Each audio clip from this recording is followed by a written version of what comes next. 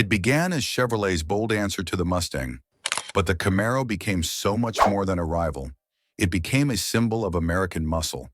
From its fiery birth in the 1960s, through the golden age of raw horsepower, the tough struggles of the 80s and the thrilling rebirth of the 90s, the Camaro has lived a story of triumph, setback, and reinvention.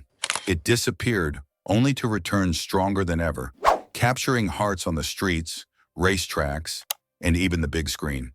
Each generation pushed the limits, with legendary trims like the ZD-28 SS and ZL1 carving their names into motorsport history. And now, with its future uncertain, the Camaro stands as a legend that refuses to be forgotten. This is the full story of the Chevrolet Camaro, a car born from rivalry, shaped by culture, and remembered as one of the most iconic machines ever built. In the mid-1960s, the American car market was shaken to its core. Ford had just unleashed the Mustang in 1964, and it wasn't just a new car, it was a cultural explosion. Young buyers, first-time car owners, and performance enthusiasts all wanted one. By the time Chevrolet realized what was happening, Ford had already sold over 1 million Mustangs. For a company as proud and competitive as Chevy, this wasn't just a problem, it was an emergency. Behind closed doors at General Motors, executives knew they couldn't sit back. They needed an answer, and fast. What they wanted was more than just a car. They needed a weapon, something that could stand toe-to-toe with the Mustang and steal back the spotlight. That idea would soon become the Chevrolet Camaro. But before it was Camaro, the project was given a code name, Panther. Engineers and designers worked in secret, sketching a car that combined style, speed, and affordability. The goal was clear: make it sleek, make it aggressive, and most importantly, make it accessible to the average driver. Chevrolet wanted everyone, from high school students to weekend racers, to dream about this car. Finally, in 1966, the world got its first glimpse of the new machine. The name Camaro was chosen after Chevy explained it meant a small, fierce animal that eats Mustangs. The message couldn't have been clearer. This wasn't just a new car, it was Chevrolet's declaration of war. The Camaro wasn't just born, it was forged in rivalry, designed to fight for pride, dominance, and a place in American history. And what happened next would make it a legend. When the Camaro officially hit showrooms in September 1966, as a 1967 model, it didn't just arrive, it roared onto the scene. Chevy's engineers had delivered a car that was sleek, stylish, and ready for the fight. The long hood, short rear deck, and muscular stance fit perfectly into the pony car formula that Mustang had pioneered. But Camaro offered something extra: endless customization. Buyers could choose from a simple 6-cylinder cruiser to fire-breathing V8 monsters, making the Camaro a car for everyone. Chevrolet didn't hold back on performance trims either. The RS Rally Sport added hidden headlights and sharp styling touches, while the SS Super Sport brought bigger V8 power and aggressive looks. And then there was the Z-28, Chevy's secret weapon built specifically to dominate the Trans Am racing series. With its high-revving 302 cubic inch V8 in track-focused suspension, the Z-28 wasn't just a car you bought, it was a car you raced. The Camaro quickly became more than transportation. It was a symbol of freedom, rebellion, and speed. Teenagers wanted them, drag racers loved them, and Chevy fans finally had their answer to the Mustang. By 1969, the Camaro had already cemented itself as an American icon. That year's restyled model, with its bold lines and wider stance, is still considered by many to be one of the most beautiful muscle cars ever built. The first-generation Camaro didn't just compete with the Mustang, it carved out its own identity. It wasn't about copying the competition anymore. It was about proving that Chevy could lead the pony car wars with style, power, and attitude. By 1970, the Camaro was ready for its second act, and Chevy came swinging. The new generation looked nothing like the original. It was longer, lower, and wider, with curves inspired by European sports cars, but the raw muscle of Detroit. If the first Camaro was a rebel teenager, the second generation was a confident young adult, built to dominate streets and tracks alike. Performance was at its peak. The SS flexed with big block V8s, and the Z28 evolved into a true street fighter, packing the legendary LT-1350 engine. With 360 horsepower on tap, it was fast, loud, and unapologetically American.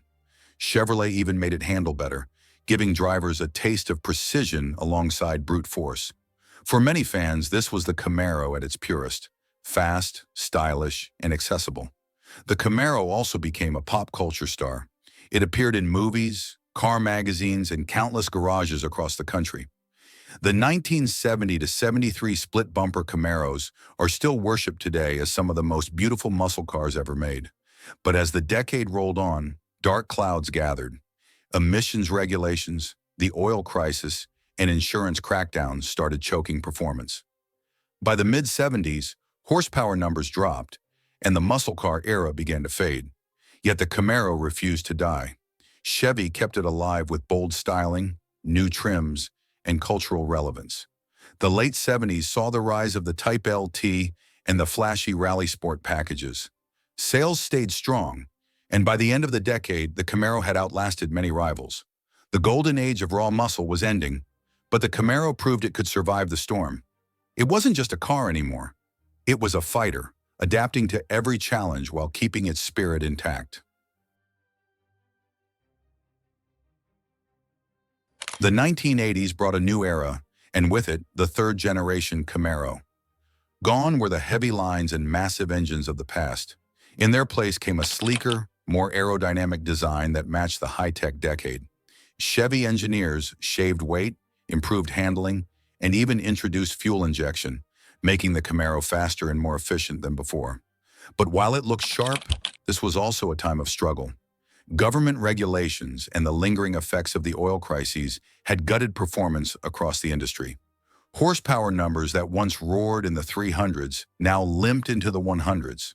For muscle car purists, it felt like a betrayal. Yet Chevy wasn't ready to give up. The 1982 Camaro Z28 made headlines by pacing the Indianapolis 500, proving the car still had racing DNA. As the decade rolled on, the Camaro leaned into its image as a street icon. The IROC-Z, named after the International Race of Champions, became the poster car of the 80s. With sharp body lines, tuned suspensions, and up to 245 horsepower by the end of the decade, it was a hit among young drivers who wanted style and speed without breaking the bank. The Camaro also became a symbol of pop culture cool. It showed up in TV shows, movies, and music videos, perfectly matching the neon colors and fast-paced vibe of the era. Still, sales began to slow by the early 90s. Competition was fierce, and the Camaro was starting to feel dated. The third generation proved the Camaro could adapt, but it also showed the cost of survival in a changing world. The car had traded raw muscle for balance and style, and while it kept the legend alive, fans wondered, would true performance ever return? When the fourth-generation Camaro arrived in 1993, it felt like Chevrolet was finally ready to flex again. The design was radical for its time: smooth aerodynamic lines, wraparound headlights, and a shape that screamed speed even when parked. But the biggest change wasn't just skin deep. Under the hood, the Camaro brought real muscle back to the fight. At launch, the Z28 came with the 5.7-liter LT1 V8 borrowed from the Corvette, producing 275 horsepower. For the first time in years, Camaro fans could feel that raw surge of power that defined the car's glory days. And Chevy didn't stop there. By the late 90s, the legendary LS1 V8 made its way into the Camaro, pushing output to 305 to 325 horsepower. Suddenly, the Camaro wasn't just keeping up with the Mustang, it was outpacing it. Drag strips and street races became playgrounds for the fourth gen, and tuners loved it. Affordable, fast, and easy to modify, it was the perfect car for an era obsessed with speed. The Camaro SS and the special SLP-built models added even more firepower, cementing the car's reputation as a true performance bargain. But while the Camaro roared back to life on the track, it faced struggles in the showroom. Sales began to slip as SUVs and imports grew in popularity. By the early 2000s, even with strong engines and loyal fans, the Camaro felt like a relic in a market shifting away from muscle cars. In 2002, after 35 years of production, Chevrolet announced the unthinkable. The Camaro was discontinued. The factory went quiet and an American icon disappeared. For many, it felt like the end of an era. But legends don't die so easily, and the Camaro's story was far from over. After 2002, silence fell over Chevrolet's pony car stable. For the first time in decades, there was no Camaro on the showroom floor. Fans were stunned. How could a car that had defined muscle for generations simply vanish? But the truth was simple. Sales had collapsed. By the early 2000s, buyers were trading in sports coupes for SUVs and trucks. Gas prices were climbing, insurance was costly, and younger drivers were looking at imports instead of American muscle. The Camaro, once a king, had become a victim of changing times. Chevrolet officially pulled the plug, closing the factory in Sainte-Thérèse, Quebec. It wasn't just the end of a model, it felt like the end of an era. For the Mustang, it meant one less rival. For fans, it meant holding on to their fourth gens, hoping Chevy would someday revive the legend. But while the Camaro was gone from dealerships, it wasn't gone from hearts.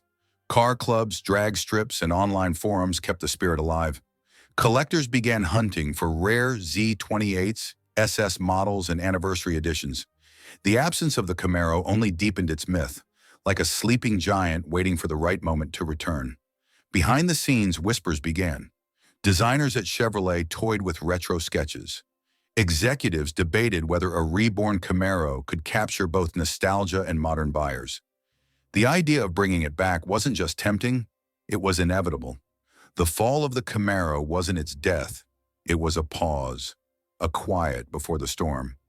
And when Chevrolet finally decided to bring it back, they didn't just want a car, they wanted a resurrection. In 2010, the silence finally broke. After an 8-year absence, the Camaro roared back into dealerships with a brand new fifth generation. And this wasn't just a car, it was a statement. Inspired by the legendary 1969 Camaro, the design was bold, muscular, and instantly recognizable. Retro lines mixed with modern aggression, and fans who had been waiting nearly a decade flooded Chevy showrooms. The legend was alive again. Chevrolet knew the stakes were high, and they delivered. The new Camaro SS came with a 6.2-liter V8, pushing up to 426 horsepower, making it one of the most powerful Camaros ever built straight from the factory. Even the base V6 packed over 300 horsepower, proving the Camaro wasn't just about looks, it was about performance for every budget. Pop culture gave the Camaro an extra push. The yellow bumblebee role in the Transformers movies turned the car into a superstar for a new generation of fans. Suddenly, kids who had never seen the old muscle car wars were begging their parents for Camaros. It wasn't just a revival, it was a cultural rebirth. Special editions kept the hype alive. The ZUL1 with its supercharged 580 horsepower V8, the return of the track-focused Z/28 built to conquer road courses, and anniversary editions that paid tribute to Camaro's history. Each one reminded fans that Chevrolet was serious about keeping the Camaro relevant in the modern era.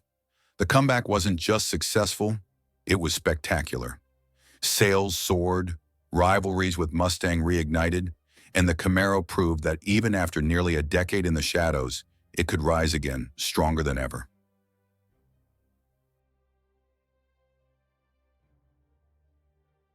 In 2016, the Camaro entered its sixth generation, and Chevrolet wasn't playing safe. This time, the car shed over 200 pounds thanks to a lighter Alpha platform shared with Cadillac, making it sharper, faster, and more refined than ever before. The design evolved too, sleeker, meaner, with a more sculpted body that looked ready to slice through air and rivals alike. If the fifth generation was a bold comeback, the sixth was proof that Camaro could thrive in a high-tech, competitive era. Performance was on another level. The SS packed a 6.2-liter LT1 V8 with 455 horsepower, while the ZL1 turned heads with a monstrous 650 horsepower supercharged LT4, capable of embarrassing even European exotics. And for track junkies, the Camaro 1LE packages transformed the car into a precision handling machine, earning respect not just from muscle car fans, but from critics who once dismissed the Camaro as only straight-line fast. The Camaro became a true global player, squaring off not just with Mustang and Challenger, but also with BMW M cars and Porsche 911s on road courses. Yet despite the engineering brilliance, trouble lingered. Sales began slipping as more buyers turned to SUVs and trucks. The sixth-gen Camaro received praise for performance, but its aggressive styling split opinions, and Chevy struggled to capture the wide audience it once had. Still, the sixth generation proved the Camaro wasn't stuck in the past. It had evolved into a modern sports car, blending muscle heritage with cutting-edge technology. Even as sales slowed, the Camaro's reputation on the track and its role in car culture cemented it as a worthy successor in the pony car wars. Throughout its history, the Camaro has never been just one car. It's been many faces of the same legend. From the beginning, Chevrolet knew that special editions could ignite passion and carve the Camaro's name deeper into the culture of performance. The Z/28, born in the late 60s for Trans Am racing, became a track-focused monster that enthusiasts still worship today. Its high-revving, small-block V8 and razor-sharp handling proved the Camaro wasn't only about drag strips, it could dominate road courses too.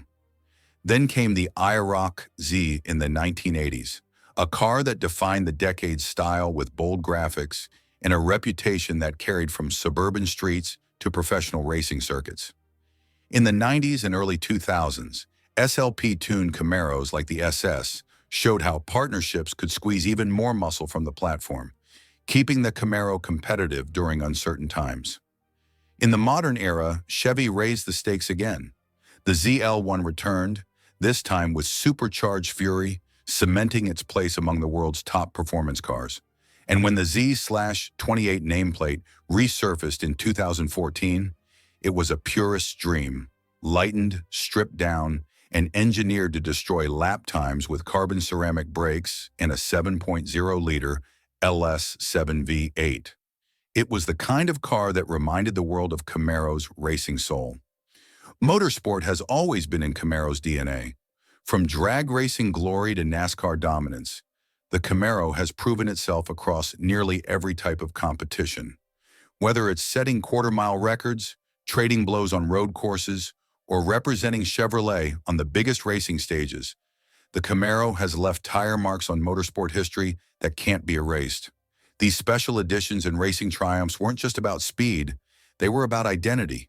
They made the Camaro more than a rival to the Mustang. They made it a legend. Few cars have lived a life as dramatic as the Chevrolet Camaro. Born from rivalry, raised in the fire of the muscle car wars, and reborn from the edge of extinction, the Camaro has never been just metal and wheels. It's been an icon of American freedom, power, and style. Across 6 generations, it's carried countless stories. The teenager's first burnout, the racer's hard-earned trophy, the collector's dream restoration. To many, the Camaro isn't just a car, it's a piece of their life. But as the 2000s rolled in, the road ahead became uncertain. Sales began to slip once more, as SUVs and EVs took center stage. In 2023, Chevrolet announced that production of the Camaro would end in 2024. Fans around the world felt the same shock they had in 2002. Was this truly the end, or just another pause before the next great comeback? Rumors swirl about an electric Camaro, perhaps a four-door, perhaps something entirely different. Some fear it could lose its soul, while others see it as a chance to evolve once again. After all, the Camaro has always been about adapting to its era, whether it was roaring with big blocks, surviving the lean years of the 80s, or embracing high-tech performance in the modern age. No matter what the future holds, one thing is certain. The Camaro's story is carved into automotive history. It may leave the showroom floor, but it will never leave the streets, the racetracks, or the hearts of those who grew up dreaming of its thunder. The Camaro's legacy isn't ending, it's shifting gears, waiting for its next chapter to begin.